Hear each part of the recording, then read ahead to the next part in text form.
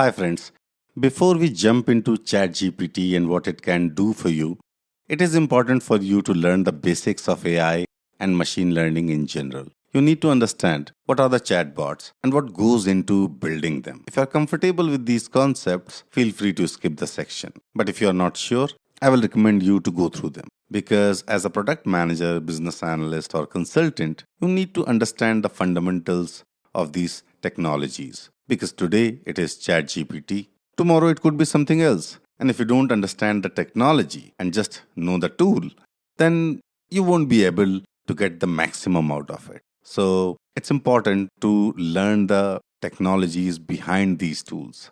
For example, you might use ChatGPT to improve your productivity or gain advantage.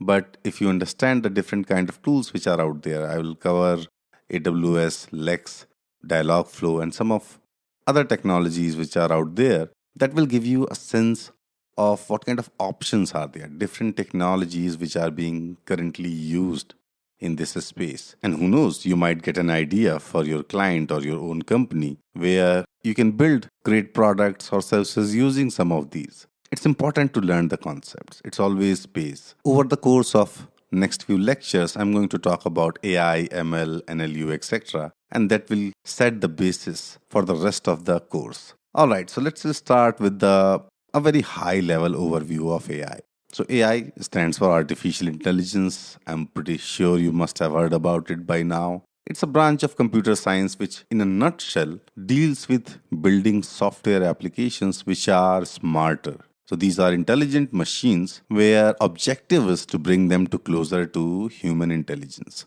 Now don't worry, we are far from it. AI is not going to replace human in near future. But when we talk about AI, we are essentially talking about driverless cars. So that will be your computer vision, or chatbots, which will be your natural language processing. Today, it is used, I would say, in every sector, in every product which you are using. So it's everywhere. And objective is to build machines which are more capable and more efficient. So traditionally, if you have built software, you would know that you will define all the rules. So if this is the weight, this is the height, this should be the BMI. You manually calculate it. But with AI, you can build a model which could predict these values if you provide some part of the data. And it has already been very popular in healthcare, finance, transportation, entertainment, etc. In last few years, thanks to a lot of advances we made as a human in the field of, I'll say, computer infrastructure like cloud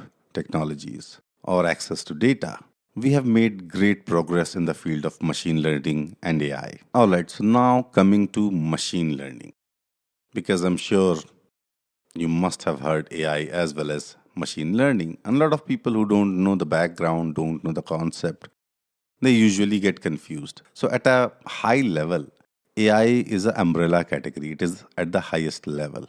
And within that, you have few fields. So machine learning is a subfield of AI. There are different kind of machine learning models. So supervised, unsupervised, or reinforcement learnings. These are different types of machine learning models which are out there and most popular at this stage, I would say. Of course, given the kind of changes which are happening in tech space, who knows, there is a fourth category or type of model in coming days. But if I have to explain it to you, supervised and unsupervised simply means that in supervised, you are providing the labeling, which is essentially the information about the data set. So let's say you are building a model to classify dogs and cats. So in supervised machine learning, you will build your data set. You will put all these images there and you will classify the dog image as dog and cat's image as cat. And when you run your model, you are essentially teaching the model that that's how a dog looks like and that's how a cat looks like. A mix of dog and cat. So let's say you are using 1,000,000 images of cats and dogs to train your model.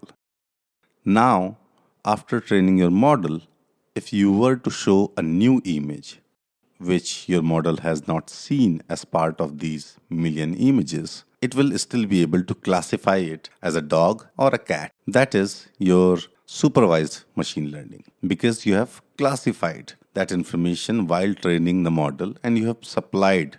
So this is the cat, this is the dog. But let's say if you don't supply that information, so you provide the images, but you don't tell your model that this is the image of a dog and this is the image of a cat. In that case, it becomes unsupervised machine learning. And the third category is reinforcement, which is a higher, you could say, advanced model where the model learns by interacting with the environment. So let's say if it makes a right move, you reward it, and if it makes a wrong move, you penalize it.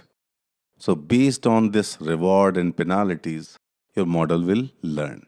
Now, I don't want to go into a lot of details at this stage, but I would recommend you to go through my site. I have written this post here about different kind of machine learning models and some of the most common popular techniques within these models. So that will provide you great information. But to reinforce the concept at the high level, you have AI. Within that, you have machine learning. And within that, you have these three techniques or different types of models. Okay, go through the post. It will provide you good information. Now, I hope I have already cleared it, but if you are still not sure and if you think it's like machine learning versus AI, so there is nothing like versus.